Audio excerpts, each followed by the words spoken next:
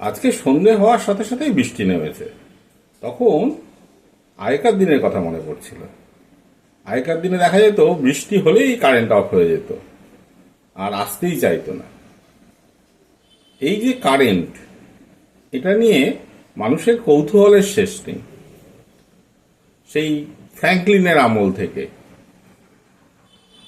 কিভাবে কারেন্ট এলো, কারেন্ট কি, এইগুলো। আমি যদি বলি যে কারেন্ট বা বিদ্যুৎ বা ইলেকট্রিসিটি যাই বলুন না কেন, সেটা সব কিছুর মধ্যেই আছে। এটা শুনলে অনেকেই অবাক হয়ে যাবে, সব কিছুর মধ্যে কারেন্ট আছে, তো কারেন্ট তো লাগছে না। ব্যাপারটা সেরকম না।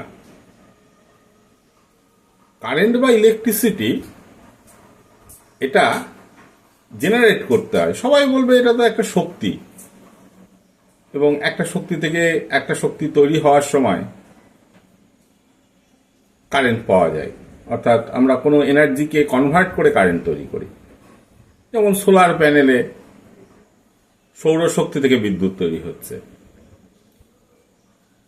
তাহলে বিদ্যুৎটা সোলার প্যানেল কিভাবে তৈরি করছে?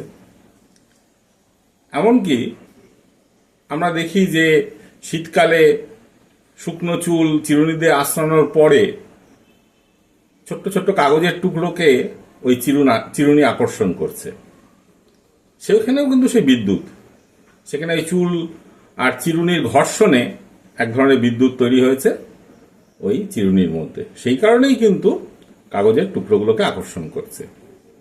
তাহলে এই যে তড়িৎ, বিদ্যুৎ, ইলেকট্রিসিটি যাই বলুন না কেন, তাহলে সেটা কিভাবে তৈরি হচ্ছে এটা নিয়েই দু একটা কথা বলি।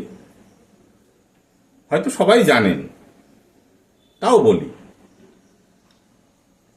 আমরা যদি পরমাণুর গঠন দেখি, তাহলে দেখব যে পরমাণুর মধ্যে প্রধানত তিন ধরনের কণিকা আছে: ইলেকট্রন, প্রোটন এবং নিউট্রন। তার মধ্যে ইলেকট্রন ঋণাত্মক তড়িৎগ্রস্ত, অর্থাৎ এর চার্জ নেগেটিভ। প্রোটন এর চার্জ পজিটিভ, মানে এ ধনাত্মক তড়িৎগ্রস্ত। আর নিউট্রনের কোনো চার্জ নেই।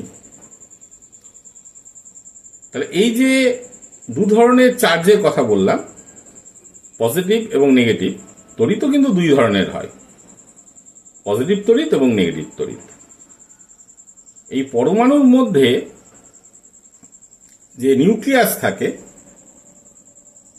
সেই নিউক্লিয়াসের মধ্যে প্রোটন পজিটিভ তড়িৎগ্রস্ত কণা হিসাবে অবস্থান করে।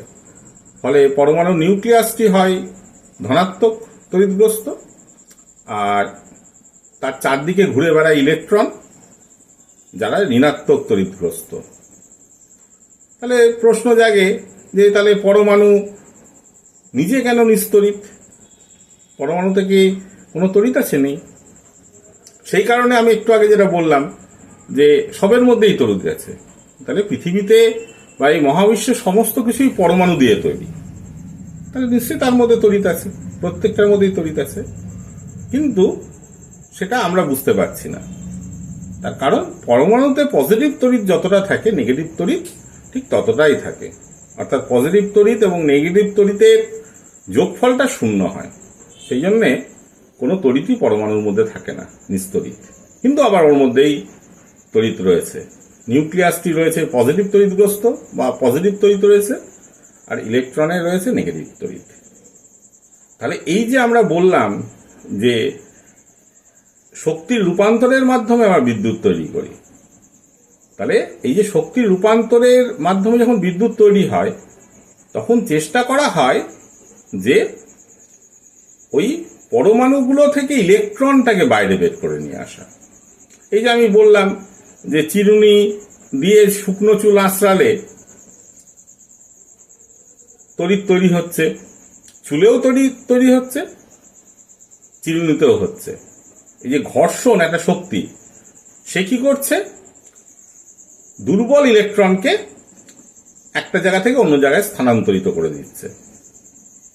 যার মধ্যে ইলেকট্রন জমছে সে নেগেটিভলি তড়িৎগ্রস্ত হচ্ছে, আর যার থেকে ইলেকট্রন বেরিয়ে এলো তার ইলেকট্রন কমে গেল, তাহলে সে পজিটিভলি তড়িৎগ্রস্ত হলো, অর্থাৎ তার ধনাত্মক তড়িৎ তার মধ্যে জন্মালো। সেই কারণে ওই চিরুনি কাগজের টুকরোকে আকর্ষণ করেছিল। ঠিক সেরকম আমরা যেখানেই এনার্জি কনভার্ট করে আমরা ইলেকট্রিসিটি তৈরি করছি, সেখানেই কিন্তু ব্যাপারটা তাই যে ইলেকট্রনটাকে আমরা আলাদা করে একটা জায়গায় সঞ্চয় করছি, সে ব্যাটারি হোক, জেনারেটর হোক, যাই হোক না কেন, এবং সেই ইলেকট্রনের একটা স্রোত তৈরি করছি ওই পরিবাহীর মধ্যে দিয়ে, তারের মধ্যে দিয়ে, ইলেকট্রিক তারের মধ্যে দিয়ে। এই যে স্রোত, ইলেকট্রনের স্রোত, সেটাই বিদ্যুৎ। তাহলে অনেকে প্রশ্ন করবে যে তাহলে পজিটিভ তড়িৎ কেন আমরা বের করে নিচ্ছি না, ইলেকট্রনটাকে কেন বের করছি? তার দুটো কারণ আছে। এক হচ্ছে প্রোটনকে বের করা যাবে না নিউক্লিয়াস থেকে, নিউক্লিয়াস ভেঙে গেলে একটা পারমাণবিক বিক্রিয়া হবে, সেটা অত সহজ নয়। আর দ্বিতীয় কারণ হচ্ছে ইলেকট্রনরা খুব লুজলি থাকে, ফলে তাদেরকে খুব সহজে কোনো শক্তি প্রয়োগ করে পরমাণু থেকে বের করে নিয়ে আসা যায়। সেই কারণে ইলেকট্রনের স্রোতের মাধ্যমে কিন্তু আমরা বিদ্যুৎ তৈরি করি। আয়ন, যখন কোনো ইলেকট্রন থেকে, কোনো পরমাণু থেকে ইলেকট্রন বেরিয়ে যাবে, তখন তৈরি হবে আয়ন। তাহলে আয়নও তো একটা তড়িৎগ্রস্ত কণা।